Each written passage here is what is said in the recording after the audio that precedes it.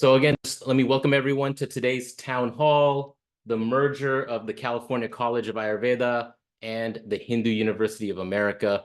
And let's begin with an invocation.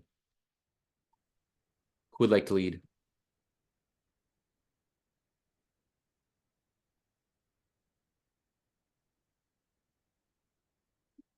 Maha, you want to go first? Shall I? Oh, go ahead, Ellen. Om Sahana Vavatu Sahano Bhunaktu Sahaviryam Karavavahai Tejasvinavaditamastu ma vidvishavahai. Om Shanti Shanti Shanti. Namaste and welcome to all of you.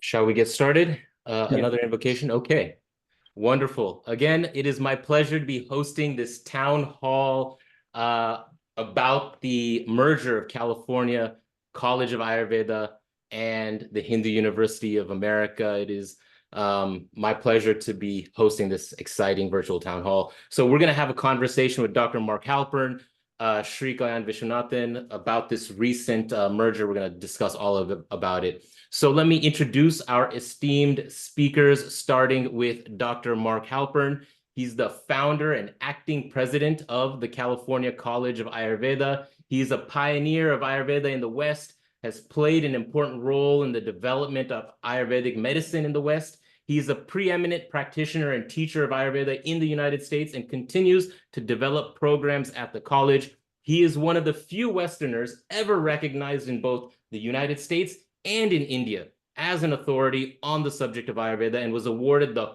All India Award for Best Ayurvedic Physician. It's a pleasure to have you with us, Dr. Mark Halpern, today. And just briefly about the California College of Ayurveda. It was established in 1995. It's based in Nevada City, California, and the California College of Ayurveda is dedicated to transforming human consciousness by providing the highest quality education, healthcare, and research in the field of Ayurveda.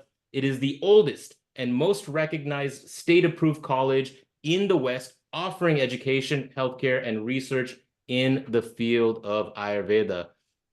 So that's introducing the CCA and Dr. Mark Halpern. Let me take a quick minute to introduce Sri Kalyan Viswanathan, who's serving as the president of HUA. He's been the guiding light, the rejuvenation leader of HUA over the last 5 years. He holds a master's degree in computer and information science from Ohio State University. He was associated with Pujya Swami Dayananda Saraswati of the Arsha Vidya Gurukulam for 21 years. He's not only a leader and teacher, but an active, ardent student at HUA. He's currently working on his doctoral degree in Hindu studies. And so just briefly about Hindu University of America, if you haven't heard about us yet, it was founded in 1989, authorized in 1993, based near Orlando, Florida. HUA offers outstanding education in the traditional knowledge systems based in Hindu thought that originated in ancient India. HUA's vision is centered on promoting dialogue across disciplines, cultures, and civilizations while enabling self-discovery,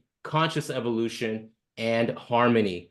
So now let me just give a few shout outs to people who put in the chat right here. Munesh from South Beach, thank you for joining us. Leslie from Nevada City, Ashwin from DC, thank you. And now let me hand it to our moderator for today, Dr. Mahadevan Sitaraman. Dr. Mahaji, affectionately, Dr. Mahadevan Sitaraman is a Duke Integrative Health leader and founder of Ayurveda Living. He serves on the boards of the Global Council for Ayurveda Research, National Consortium of Ayurveda Medicine, and co-founded the Texas Ayurveda Professionals Association. Dr. Mahadevan was previously the CEO and managing director at one of the largest integrative research university hospitals in India, the Institute of Ayurveda and Integrative Medicine, IAIM. During this time, he served as professor and dean, School of Health Sciences, Transdisciplinary University. He has previously helped set up an integrative healthcare center as the COO of Isha Arogya Research Foundation. With this, let me hand it over to Dr. Mahadevan. Thank you, Ankurji. Namaste, Dr. Mark, Kalyanji. Namaste. Namaste to everybody. Thank you all for joining. I still see people coming in. If you have any questions at any point, any comments, please post it on the Q&A part, and we will get to them shortly. And just to set the context, many of you are aware that Hindu University of America and the California College of Ayurveda recently announced the merger, and this strategic partnership is rooted in shared values and mission and will expand HUA's offering into the domain of Ayurveda and integrative health. And this will also help enable California College of Ayurveda to reach its full potential. And this partnership will expand Ayurveda education, research, and hopefully the Ayurvedic profession in the West. So let me just go straight to our panelists. Maybe I'll start with Dr. Mark Halpin. Dr. Mark, any preliminary remarks from you before we get into some Q&A? Well, thank you so much, Dr. Mahadevan, for moderating today and for being with all of us. And Shri Kalyan, thank you as well for being here today. I'm so excited about the future of CCA. I'm so excited about the merger. It's truly an honor to be here with both of you who are so highly accomplished, and with the family of both HUA and the family of CCA. And so it is truly an honor. As I look at this merger, I really look at the extraordinary possibilities that lie in our future. And they're not just possibilities, they're probabilities. It's just a beautiful burst of energy. I'm excited that back in 1995, when the California College of Ayurveda began, I began with a vision really to transform consciousness, and to transform consciousness toward unity rather than individuality. And in transforming consciousness toward unity rather than individuality, this is very much a part of that vision that emerged back in 1995. We know that all disease is really the end result of separation and individuality. All suffering is the result of separation and individuality. And the more that we come together as human beings, and the more that we come together as cultures, and the more that we come together as colleges and universities, the more that we become one, unity, yoga, the greater the health and the well-being is of everyone in society.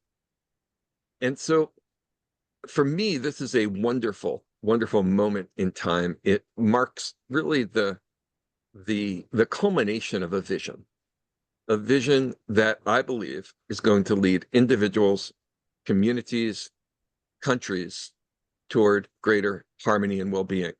We say that where there's harmony, there's health. Where there's disharmony, there is disease, there is suffering.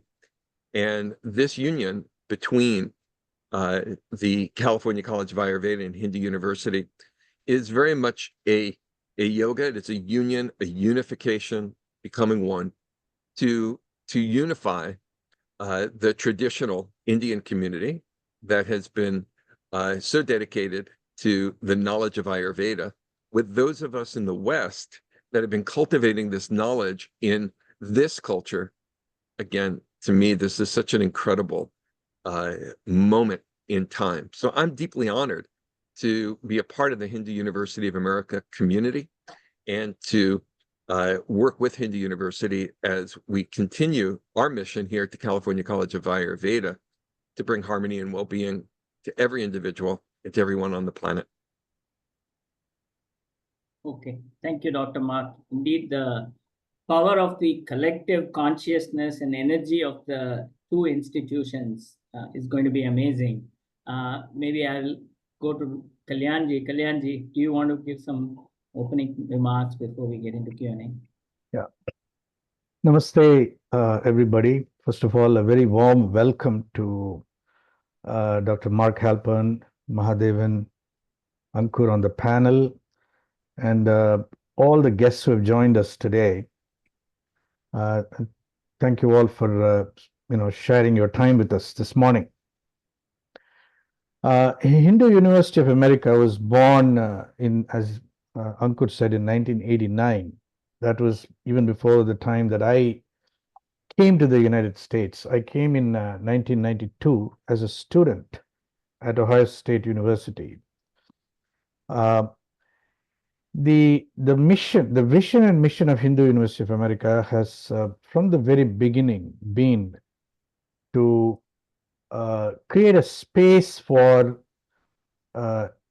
what we might call the knowledge systems born of Hindu thought, born in India, which have a certain unique characteristic in that they, regardless of the particular form of the knowledge system, they accord a primacy to the realm of consciousness over the material world. And you can see this in yoga, you can see this in all the transmissions that have occurred from India to the West. To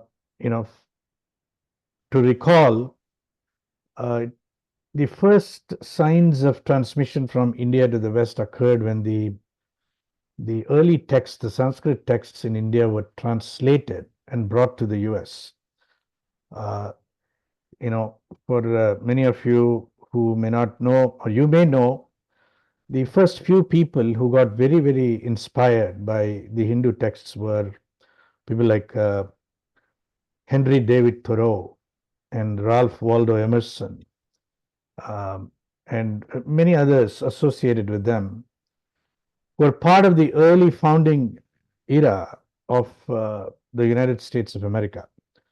And they worked primarily with the translations of Hindu texts. There were no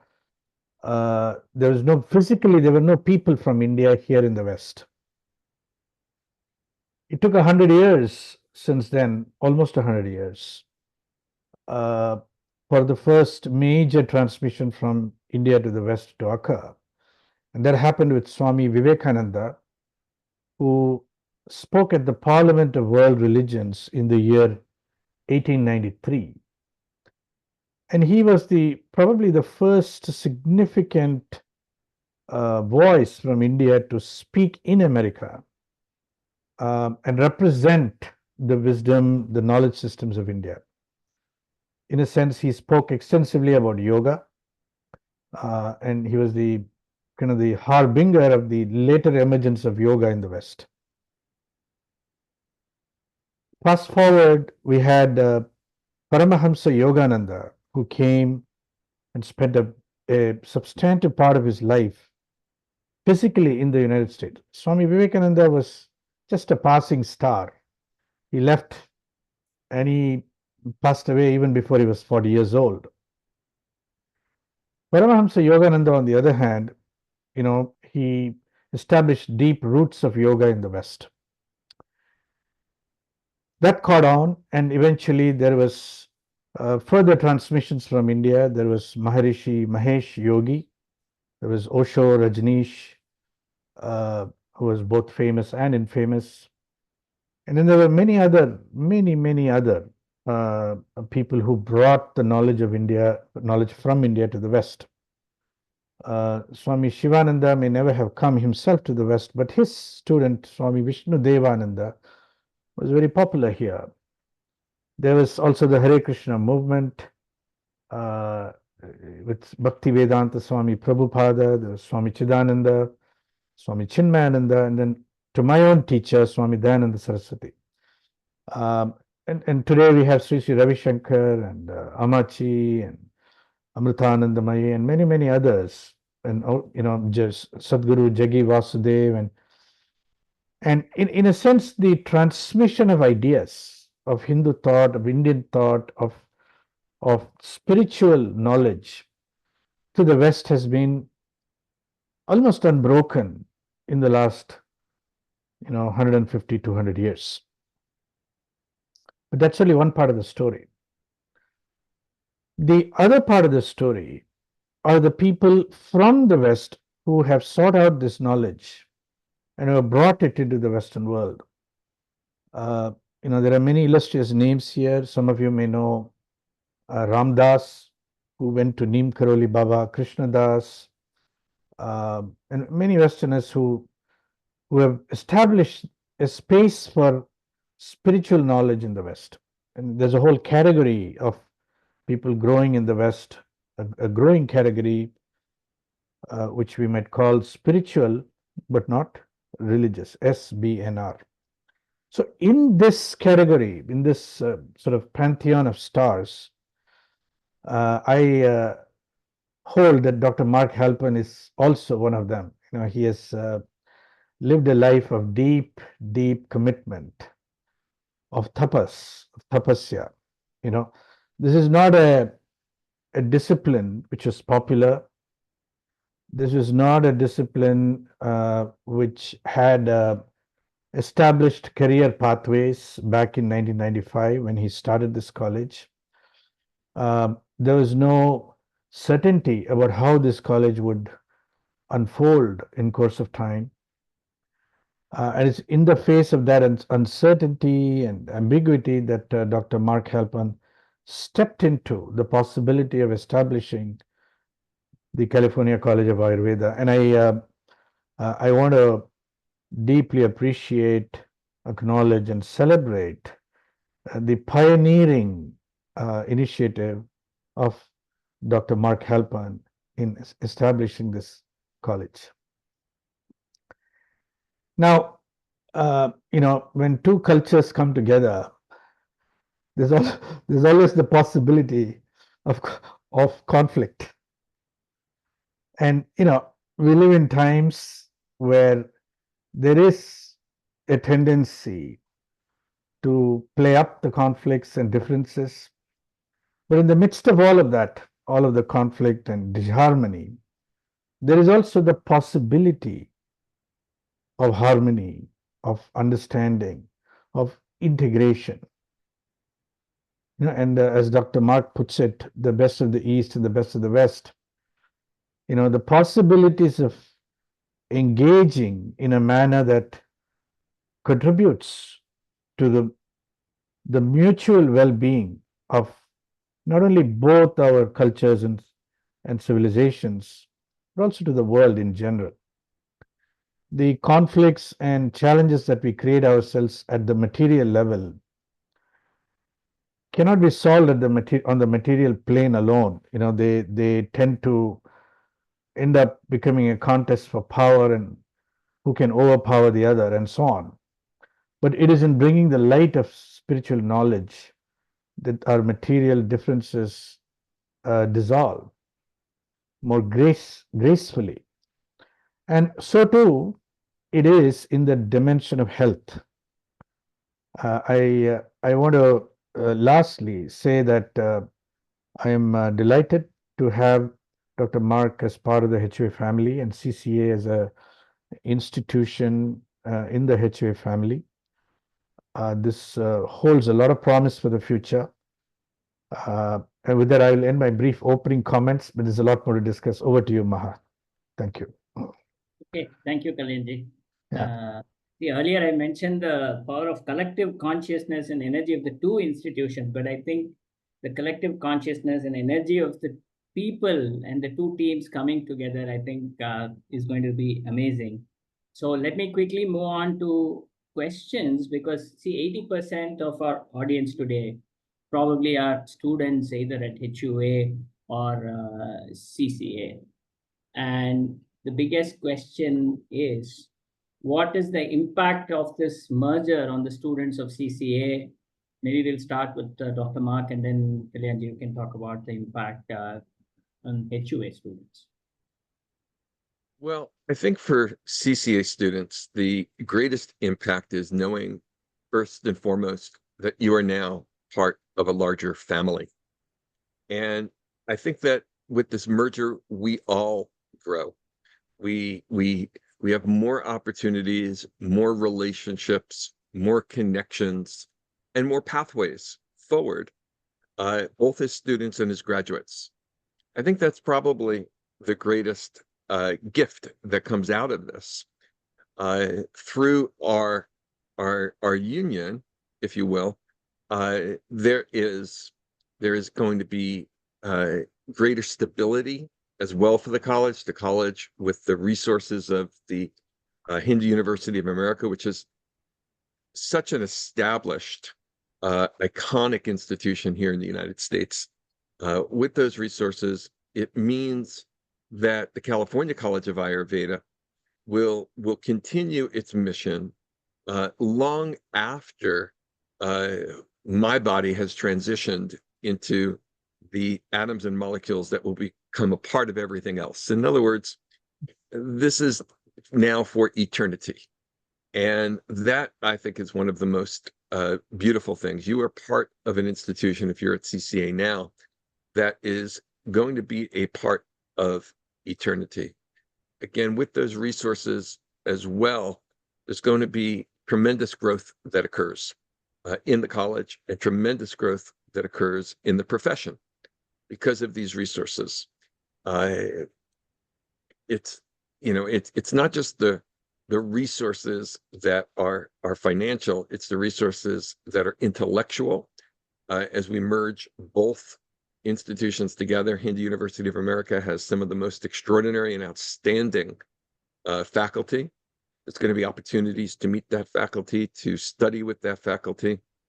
There are also resources within both communities as well that come together. We are more than our physical institutions. We are more than our faculty. We are more than even the bodies of knowledge that we teach. We are our community. And by merging together the CCA community, the Hindu University of America community, the resources within our communities are also extraordinary and are going to contribute to the blossoming of this union. And I'm looking forward to seeing it. Okay. Kalyanji from HUA side. Yeah. So, speaking for a moment to the student body, what is the impact of this merger on the students? First of all, this impact will not be visible immediately. It will unfold slowly over time. Okay. So in the immediate future, maybe the next 3 to 6 months, probably even slightly more than that, nothing really will change. We will all be continuing in our respective programs and courses. Our first goal is going to be to ensure a smooth and what you call continuity, a smooth transition, a continuity of our operations without any disruption. That is the first commitment that we have.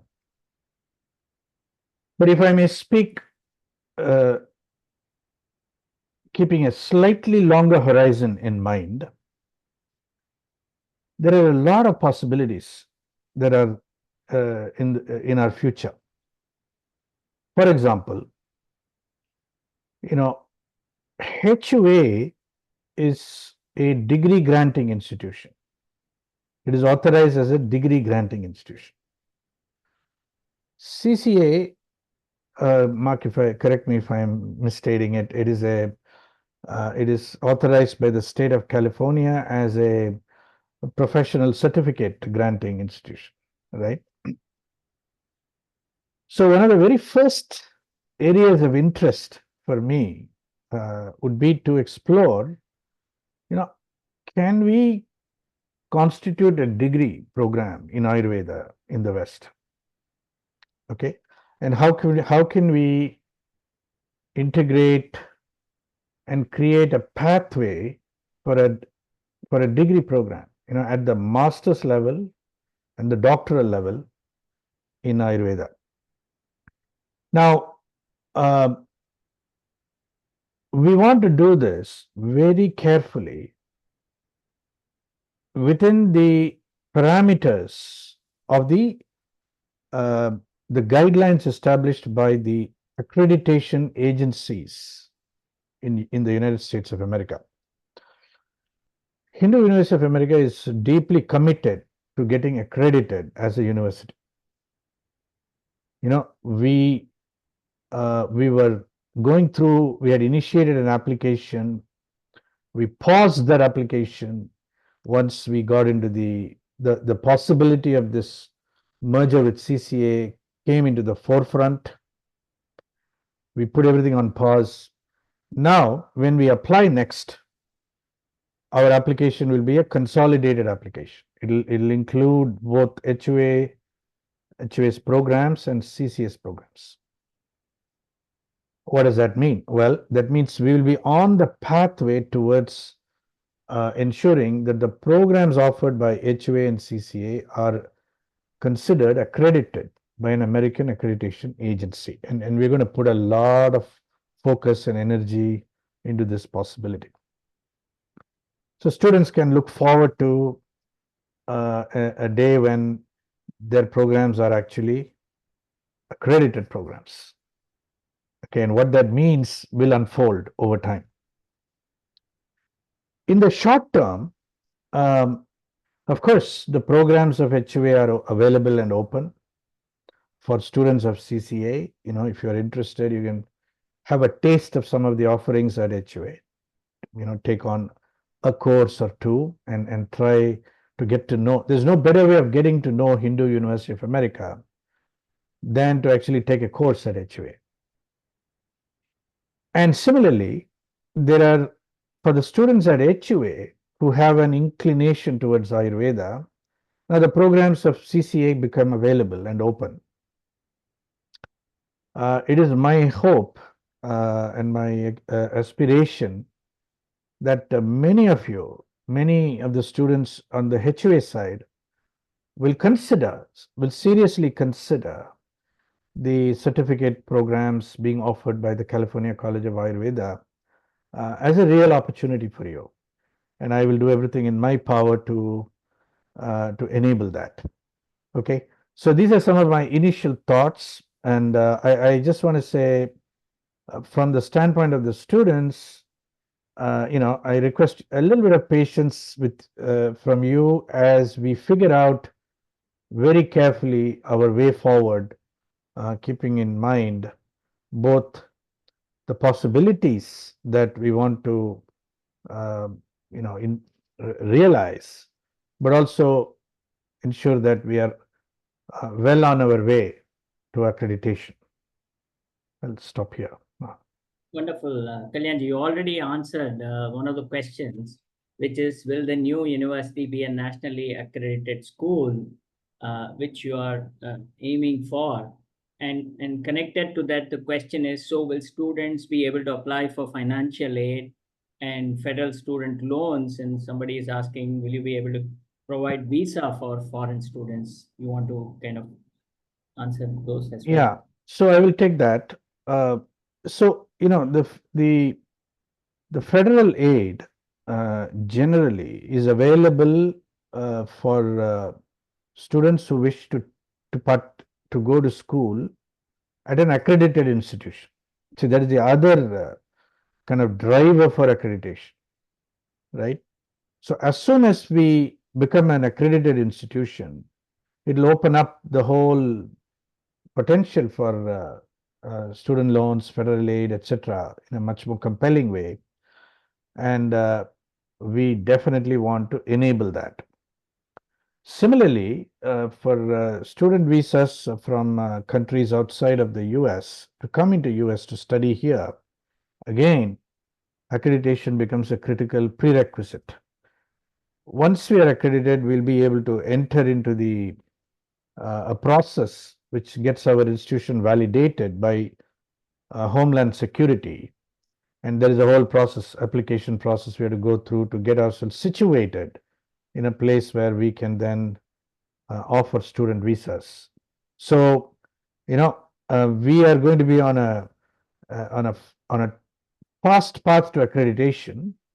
Okay, and I anticipate that within the next few months, probably before the end of this year, we would have submitted an application for accreditation as a consolidated institution.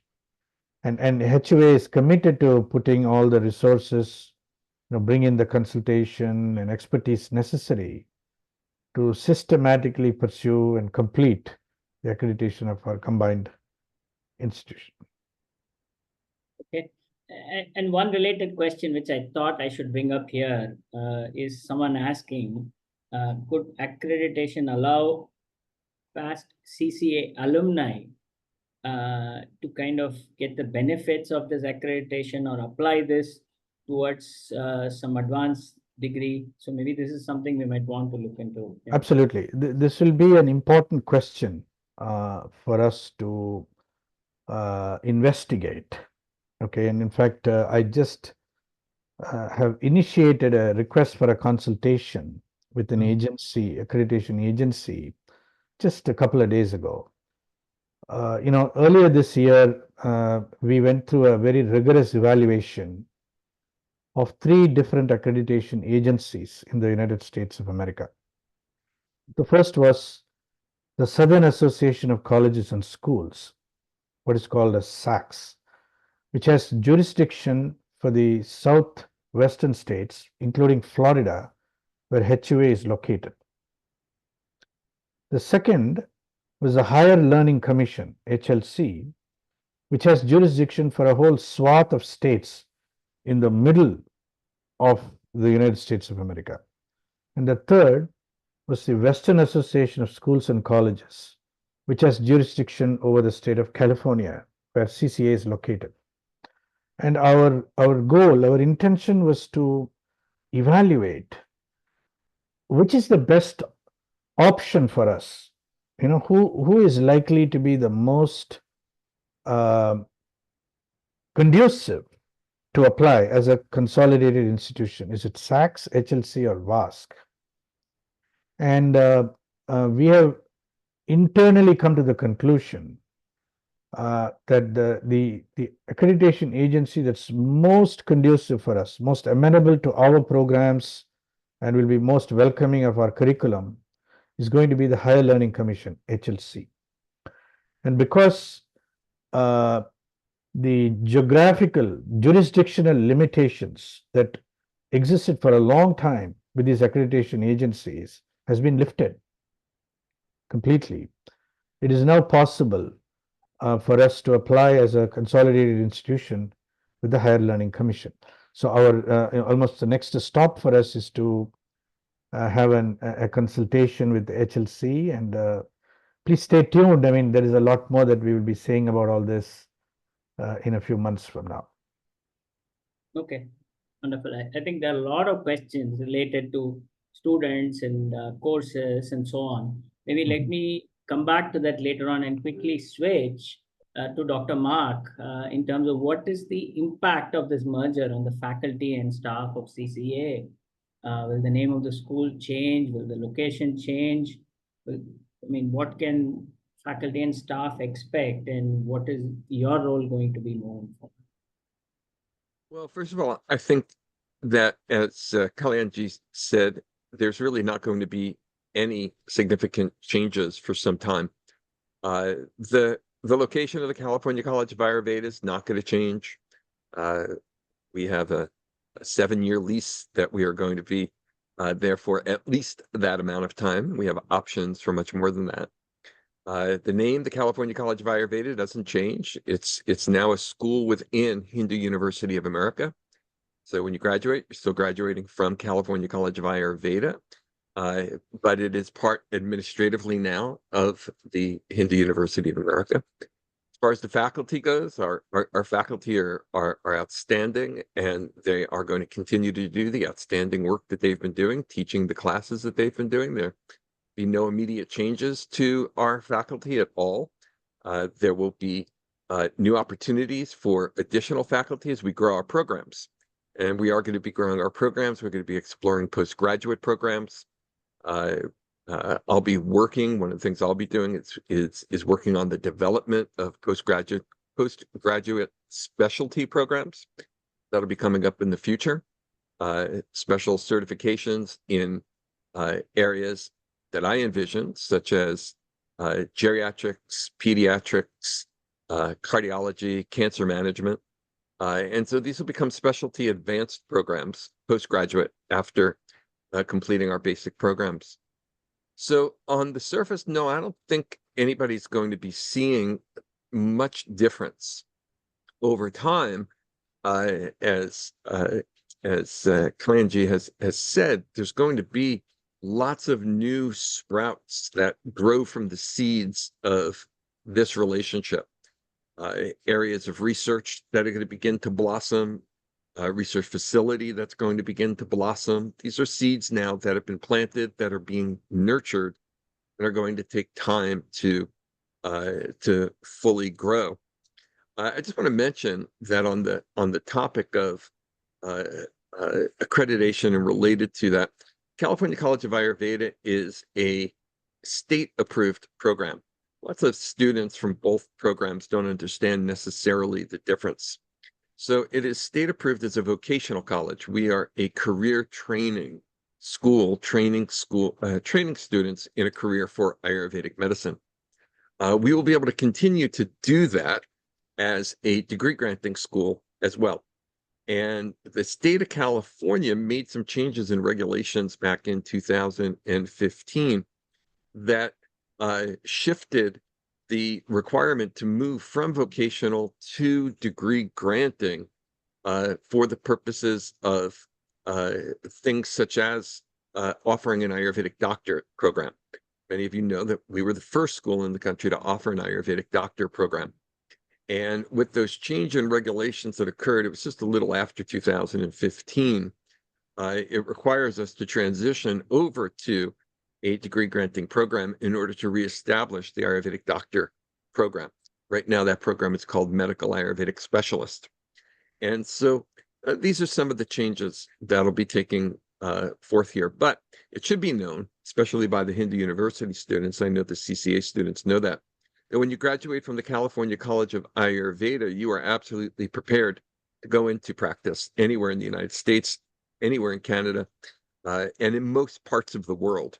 You can practice in the manner in which we train you, and you will graduate with a full state approval from California, and that certificate is highly regarded. Yeah, if I may add, right, there are a few questions regarding, as we constitute these programs in the future, what opportunities will exist for students of the past, okay, who did not have the benefit of accreditation? What opportunities will they have to transition into an accredited sort of degree, if you will? And I want to say that, how to grandfather these students into these new opportunities is going to be front and center of our exploration in the near future in partnership with our accreditation agency. Okay. So one of the things that we really are seeking, therefore, was curricular flexibility,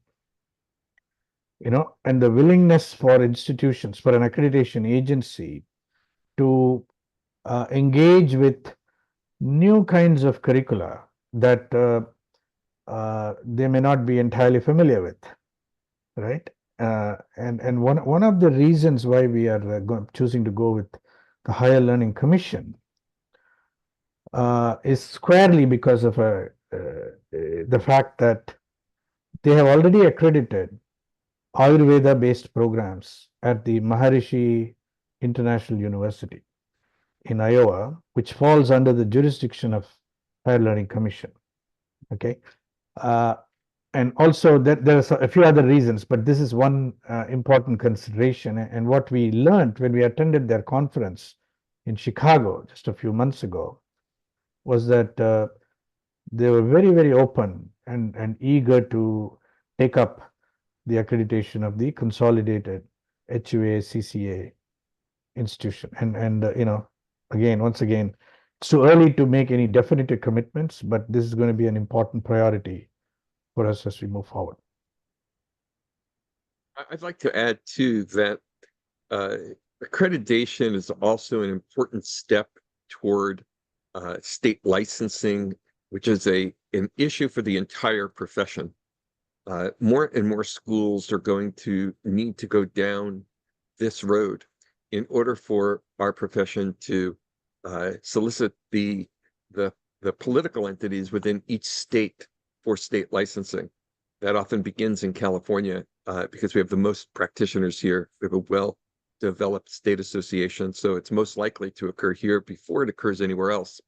So at the California College of Ayurveda, eventually pursuing and then becoming accredited, it's going to make it a lot easier for licensing to occur. Licensing is very different than degree granting. So accreditation leads to degree granting, and then that process is going to lead to government approval on the level of state licensing. And that's ultimately the goal for the profession that we need to achieve. That's that's the flag on top of the mountain that we're trying to reach. And we're working toward that. Okay, a lot of questions on accreditation and from students. That's very good.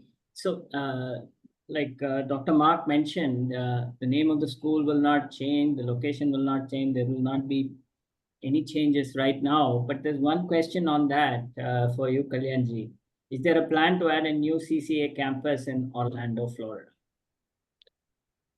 That's a great question. So let me speak a little bit about that.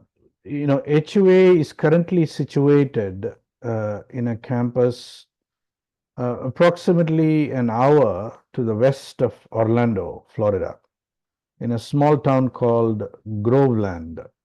Okay. And Mark, I look forward to the day when we can hold the first retreat hosted by CCA, but in the campus at HUA in Orlando, Florida. Okay, and we'd like to maybe even set the dates for the first such retreat. Okay, and I do believe we have a fairly good sizable property there, and I must back up for a moment here before I speak about this. See, HUA is a non-profit entity. It's a 501c3 non-profit organization. It is governed by a board of trustees. We are going to pursue the conversion of CCA also into a non-profit entity. That's going to happen fairly soon.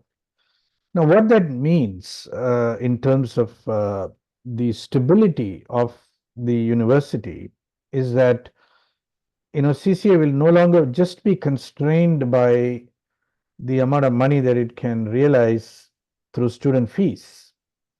It can actually raise money from donors who are willing to contribute to the development of Ayurveda in the West, right? And what this does is that it opens up the possibility of a much deeper level of engagement of the combined institution, HUA and CCA, with the community at large in terms of, here is an institution that is aspiring to make a real difference in healthcare related outcomes for people in America. And can you please participate in this journey with us? And I think that holds enormous promise.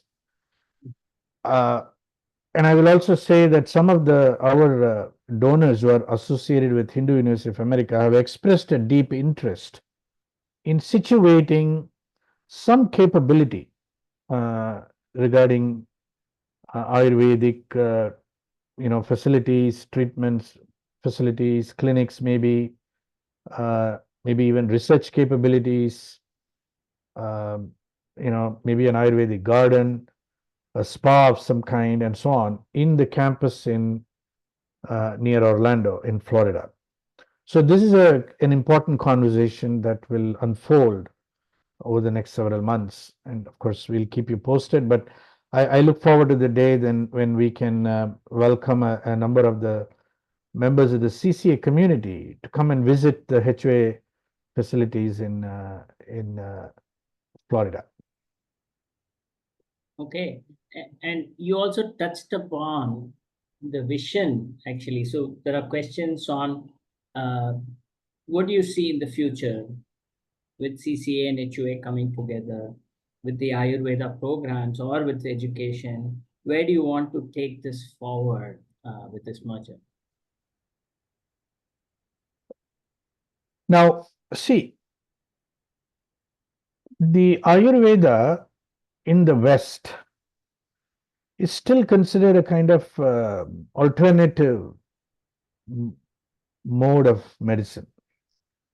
And it is constrained by numerous regulatory, you can say, barriers in enabling its full-blown practice in the West. The licensure being one aspect of it, the reimbursement from insurance companies being another aspect of it, and of course the biggest hurdle, at least from the standpoint of the National Institute of Health, is that Ayurveda lacks the kind of scientific validation, in the form of clinical studies and research papers, research publications that give it the necessary foundations to make it eligible for a greater consideration as a system of medicine that can be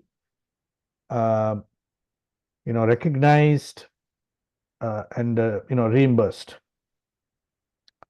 This will be a very important focus for Hindu University of America, right?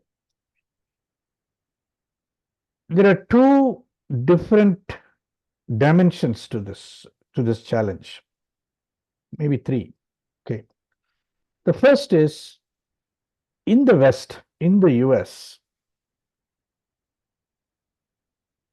we want to pursue the domain, the field of what we call integrative medicine or holistic medicine, holistic health, integrative health, etc. And in a moment I'll ask Mark to speak about the possibilities of integrative health. But I think the potential for integrative health practice has not been adequately explored from an Ayurvedic background, from an Ayurvedic paradigm. To the extent it has been explored at all, it has been explored primarily from the mainstream medicine paradigm, from the allopathic paradigm. Okay, so CCA HUA now represents the opportunity to explore the potential and possibility of integrative health, integrative medicine, grounded in an Ayurvedic paradigm. Okay, and one more thing about that. We do have in the United States today a substantial number of physicians, mainstream physicians of Indian origin who have come here from India and who are practicing medicine across the United States of America. Many of them are grounded in Western medicine. They practice Western medicine. But some of them still have a great deal of empathy and openness to the possible and potential of Ayurveda as an integrative mode of medical practice. So we are going to be engaging with that community quite deeply and sustainably over the next several months and years to come. So this is one dimension, which is what we can do in the US in terms of promoting the research, development. In fact, this is almost field defining, in a certain sense, right? We are exploring the creation of a field of integrative medicine from an Ayurvedic standpoint and anchoring it in on the foundations of scientific verification and validation. It's very important. On the other hand, okay, there's a whole other dimension, which is, we know that the kind of the struggle between allopathic medicine and Ayurvedic medicine is also playing out in India, where there is a much stronger commitment on the part of the government of India to promote Ayurveda but there's also a lot of resistance from the allopathic community within India. So we are going to seek partnerships and collaborations both from governmental agencies in India as well as private institutions, hospitals, clinics, practitioners in India to participate in a kind of a much more global enterprise in mainstreaming Ayurveda and holistic health with the foundations of scientific validation behind it. Okay, I will turn it over to Mark to speak a little more about this possibility.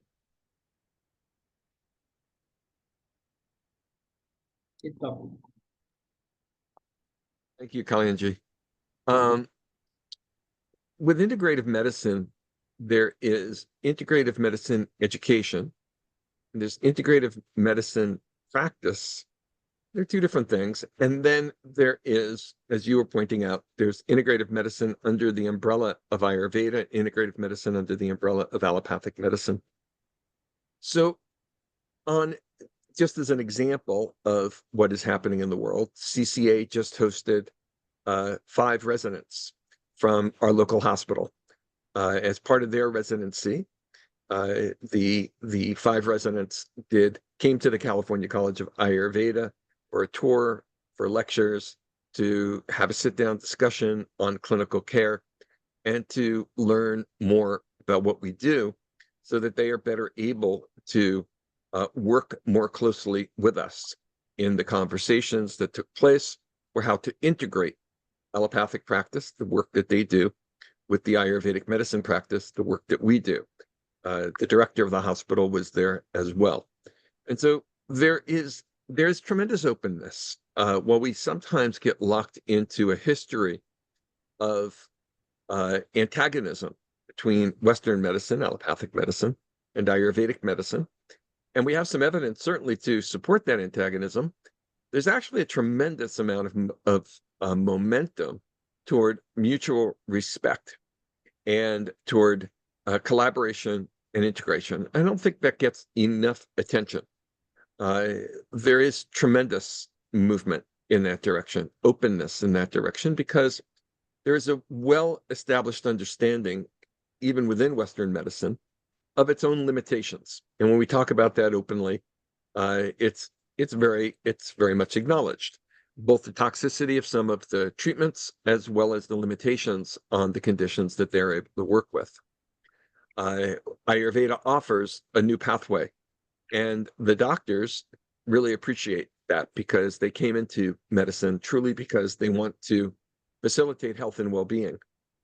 In fact, when we were meeting and discussing these things, they were very open about how disharmonious their own careers are and how disharmonious their own approach to patient care is, by being able to only spend 5, 10, sometimes 15 minutes with a patient and having to hurry from patient to patient.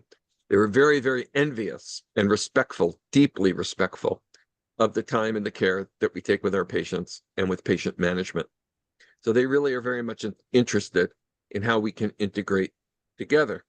At CCA, our students are educated with a deep foundation, especially as they progress through their clinical studies and then their medical Ayurvedic studies.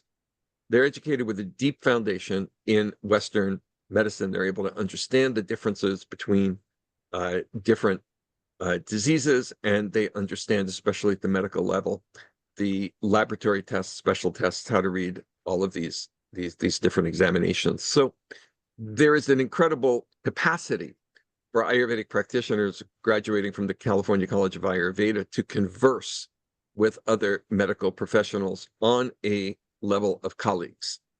And that is something that is also deeply recognized and respected about the college. In terms of the research that is needed, we do need research for outcomes. There's a lot of raw research that is out there. Research on the herbs, research on the biochemistry of the herbs, research on some aspects of integrative medicine. In fact, there's research out there that is very clear that oftentimes in the management of cancer, as an example, that combining certain Ayurvedic herbs with chemotherapeutic agents give better outcomes than the chemotherapeutic agents on their own. So we have excellent research as a foundation, but what we really need to do is develop clinical case research where we can say, okay, we're going to take a group of patients with a condition like interstitial cystitis, which is an autoimmune disease affecting the bladder, and then designing a mode of care and testing it and showing the outcomes. And this is all can be done. This all can be done with the resources that we're going to need. And I believe that we're going to gather those resources together to be able to set up these studies going forward that show this. This is also essential ultimately for inclusion in insurance. So in terms of integrative medicine, there is a tremendous interest in both allopathic and Ayurveda in bringing these together. There are integrative conferences that are happening that bring these together. And I believe that the future Ayurvedic doctor of the United States is going to be best positioned to bring them together because the paradigm of patient care allows for the space to be able to properly manage a human being physically, emotionally, and at the level of their consciousness. And that takes time and it takes education. And I believe that there's a model whereby we can work alongside one another, even within the same facilities, that the day will come when Ayurvedic practitioners, Ayurvedic doctors, and other practitioners, counselors and clinical specialists have a place within hospitals, have a place within medical centers, in addition to the opportunity to have their own practices, so that both of these will exist. Right now, Ayurvedic graduates from CCA are going into their own practice, but I do believe there's a pathway where we'll be able to open up those doors into conventional settings. The research already supports it. Now we just need to take the next steps. These are the next steps. Oh, wonderful. There is so much, I think, alignment on the need for scientific validation, research, and also looking at integrative health from an Ayurvedic paradigm perspective. I think there seems to be a lot of alignment, and I think this seems to be a direction that we have to go in. And another comment related to that is we should probably even offer Ayurveda courses for modern medicine physicians who are practicing, so that they get oriented on integrating Ayurveda-based diet and nutrition and others within their practice. So on that note, see, there are a few questions which is related to students, and coming back to students again. So will there be an opportunity for CCA HUA students to go to India and study as part of the programs? So I think that seems to be, a lot of people are asking that question. Yeah, so I'll take that. Yeah, we will definitely make that opportunity a possibility, a priority for us to explore.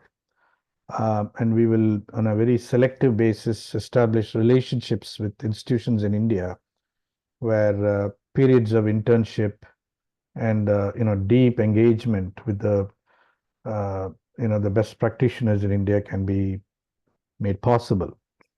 Okay.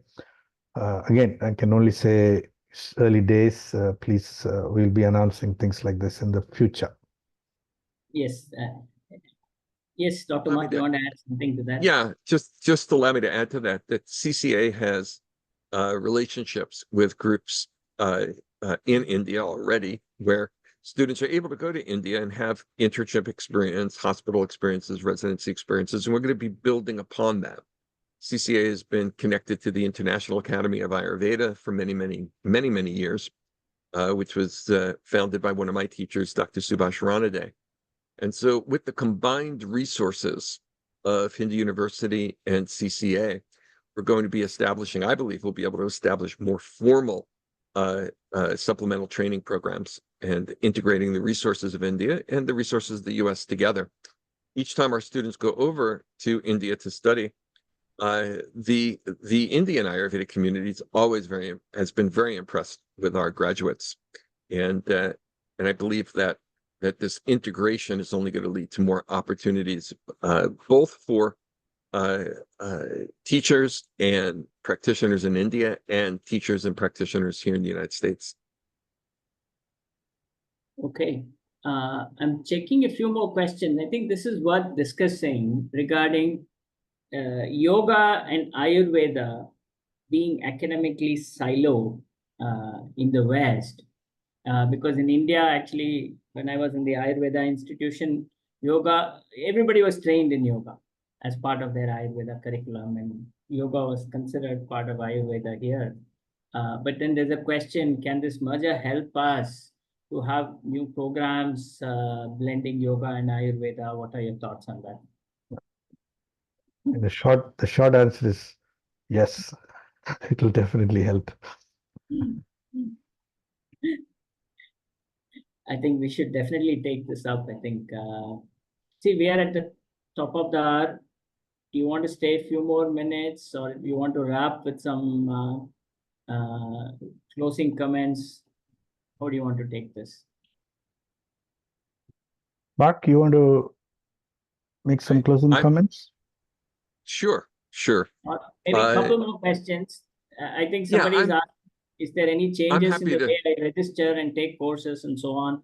I'm answering yes, saying there should be no change and they should just continue to register. If they've registered for a program at CCA, they continue to do that. There's nothing that changes right now, correct? I'm happy to stay on with the students. I just want to mention if there are important questions, I'm here for them. And so I don't need to run. As far as how to register, continue to register through your respective universities, colleges, and as things continue to evolve, we'll have the mechanisms in place to be able to allow cross-registration to be taking place. We're only a couple of weeks into our merger. We have a lot of administrative components to work out. And as those work out over the next couple of months, the ease of mixing registration between the schools will become easier and easier. But if you're a CCA student, you can register into HUA classes by contacting HUA through their admissions and just mention that you're a student here. And the same thing is true if you are if you are an HUA student already and you want to register for CCA classes, you can do that. At CCA, we're waiving your application fee, and so you do not need to apply. If you're an HUA student, you do not need to apply to be a student at the California College of Ayurveda. You'll simply be able to register for classes. So keep that in mind. It'll make your process much easier. Just speak with an admissions advisor at the college, and we'll be able to support you to quickly process your paperwork, and then you'll be able to register and start your classes. And we do have classes starting. Our fall classes start October 1st and October 5th. And so if you're interested in studying Ayurveda, now would be the time to contact the college. Yeah, in fact, I would go further and say, Mark, we will schedule a sort of an orientation session for the CCA's upcoming fall semester programs for HUA students, HUA community, where you can, represent those programs and talk about what they entail and, take questions and so on, so that from the HUA side, we can get a deeper understanding of the programs that are currently being offered by CCA. Okay, that should happen fairly quickly, well in time for the fall programs to begin at CCA.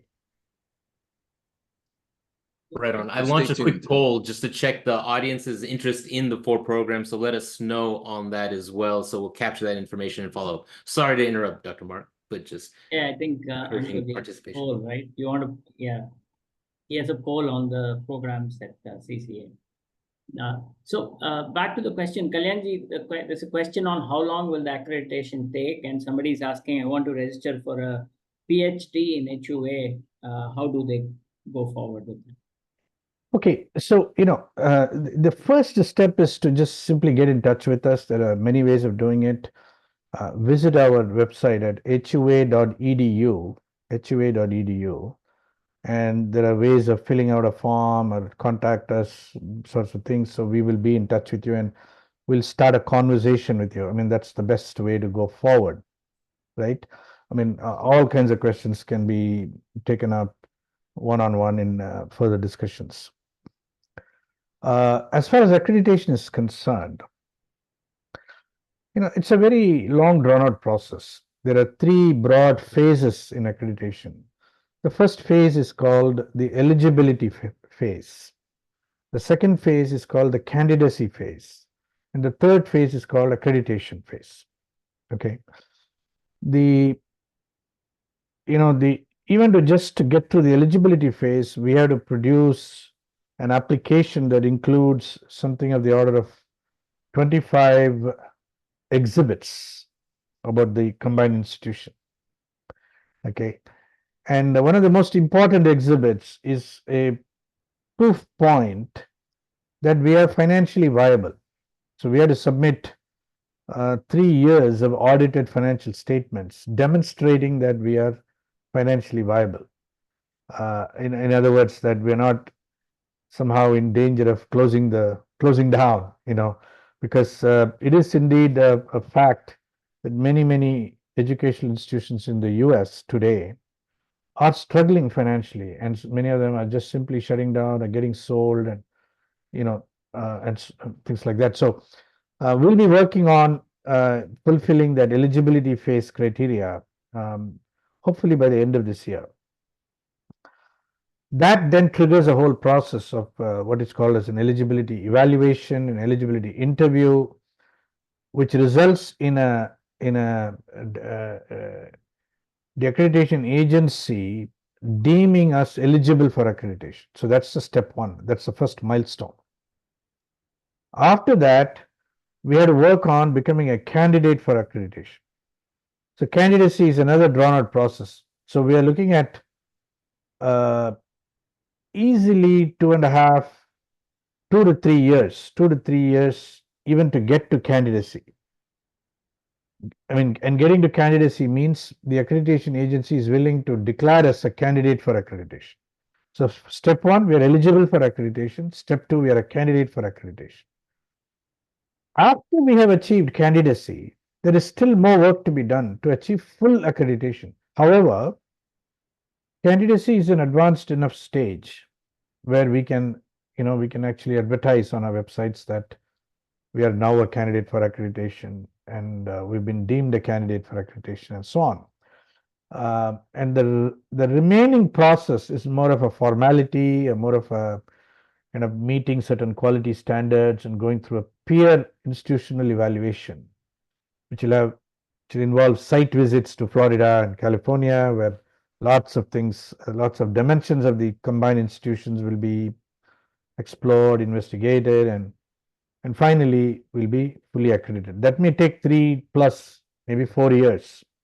But our first stop is eligibility, second stop is candidacy. When we achieve candidacy, we are well on our way to full accreditation. And the other question on the PhD programs at HUA. Yeah, so right now we are working on the design of a PhD program in Hindu Studies. We do not have a PhD program in Hindu Studies advertised at the moment. What we do have is a program called Doctor of Hindu Studies. Doctor of Hindu Studies. Now, what is that? And how is it different from a PhD program in Hindu Studies?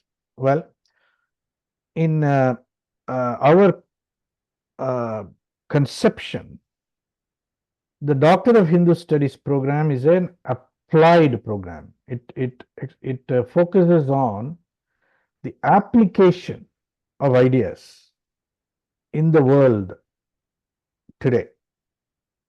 Okay. Whereas the PhD program is much more of a theoretical program, in the sense it pursues the expansion of knowledge at the frontier of what is already known. So it's more of a theoretical research-oriented PhD program, whereas the DHS program is much more of an applied in the world. Now, how do you take a body of knowledge, assimilate it, and apply it meaningfully in the world today? And so that's the difference between the DHS and the PhD. The DHS program, what is called the Doctor of Hindu Studies program, is active right now. PhD program is not yet active. It will be soon. Now, as far as Ayurveda is concerned, there are two opportunities that we will explore. One is, can Ayurveda become a minor, as an area of specialization within the Doctor of Hindu Studies program? So that's one avenue of exploration. Can we also situate a Doctor of Ayurvedic Medicine program within the umbrella of HUA, where HUA is already, we can already create graduate level programs. We are authorized to do that. So that's another avenue of investigation. So we'll be looking at all this in the near future. So that is as far as I can go on that question for right now. I think we are 10 minutes over. I just want to read one comment here before I ask for your closing remarks. I've been both a student of CCA and currently a student of HUA for over 2 years. I'm beyond thrilled about the divine merger. And for students of HUA, take CCA courses, and CCA students and alumni take HUA courses and classes. They are all amazing. Thank you very much for the comments, Sandhya ji. And with that, maybe some closing remarks from Dr. Mark and Kalyan ji, and then I'll hand it over to Ankur. Sure. When I think about the unfolding of traditional Indian knowledge here in the United States, I look at this as a natural evolution, a natural unfolding, and one that has a power that is beyond any one of us. It is something that is happening through us. And that's been clear to me since the California College of Ayurveda began so many years ago. It's not something that I do. I don't believe that going forward, it's going to be something that Sri Kalyanji, that you do. I believe that we are vessels, that we are serving a higher purpose, and that is going to be moving through, continuing to move through, has been moving through both Hindu University of America and California College of Ayurveda. Our job is to serve that vision, and as much as possible for our own egos to get out of the way. And as we do that, more unification is possible. And with unification comes the combined Shakti, the combined power of the universe to unfold the vision that we all hold, which is a vision for the profession of Ayurvedic medicine here in the United States to fully blossom. It is something that we have been, it's like a garden. We have been watering that garden for 30 years now here at the California College of Ayurveda. And I believe many beautiful things have grown from that garden. And we nurture it best when we allow ourselves to get out of the way and to be servants of that divine vision. And I continue to look forward to being of service to Hindu University, to California College of Ayurveda, and to nurture the garden. And I believe that, the fruit and the vegetables that grow from that garden are going to be the most delicious that they've ever been as we continue to move forward. So I'm deeply honored to be a part of it. I look forward every day to watching this unfold. Thank you, Dr. Mark. Kalyanji. Yeah, and every garden requires a great gardener, and we're very grateful that Dr. Mark is going to be with us for many years to come. He's not going anywhere, if we can help it. And I think now the opportunity of this merger really can accelerate all of the different processes required to elevate Ayurveda in the West. And even in India, it's not like practicing Ayurveda is very easy in India, because there's always this, this antagonistic relationship between mainstream medicine and Ayurveda, much more, visible in India. So we hope to participate in transcending some of those challenges. You see, many Indians have come to the West in search of material prosperity, material success, and well-being. And many have achieved extraordinary things.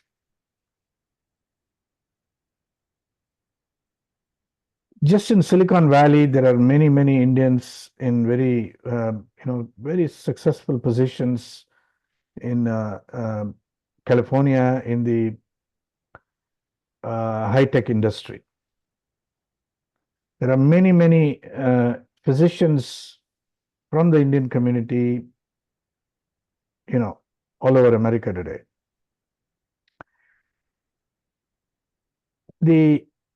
I do think that it is an opportunity for them, for those who have been very successful in the West, to recognize that the emergence of yoga, Ayurveda, and other Indian, knowledge systems, the emergence, the replanting, re-emergence of Hindu thought in the West is an opportunity that they have a stake in, and they can participate in, they can contribute to, and to use the garden metaphor, make the waters and the necessary ingredients available for that garden to flourish. Okay, this garden has been incubated in Nevada City. Maybe we'll have many more gardens all over the US, in Florida to begin with, maybe in Texas, maybe in New Jersey, maybe in other states. So I see this moment, this coming together, as a tremendous milestone for both institutions, and for the East and the West to actually come together in the highest possible spirit. And I look forward to wonderful things emerging from this merger. Thank you. Namaste. Namaste. Thank you, Kalyanji. Before I hand over, it looks like Kalyanji is sitting outside CCA campus and Dr. Mark is sitting in Orlando, Florida. That's how the background looks to us from here. So No, I think he's in front of the garden, I think. garden, right? Yeah. I'm in the garden. Yes, I'm in my garden. Over to you, Uncle Ji. Well, thank you so much for being with us today. It is always my pleasure to host these webinars. I hope to see you on the next webinar, in a class, at a retreat, engage with this new institution that is bringing Dharma to the West, and such a great conversation. We look forward to connecting with you. Again, my pleasure to be here with all of you. Dhanyawad, namaste, to a future with wonderful possibilities. Thank you all for being with us today. Namaste, everybody. Thank you. Namaste. Namaste.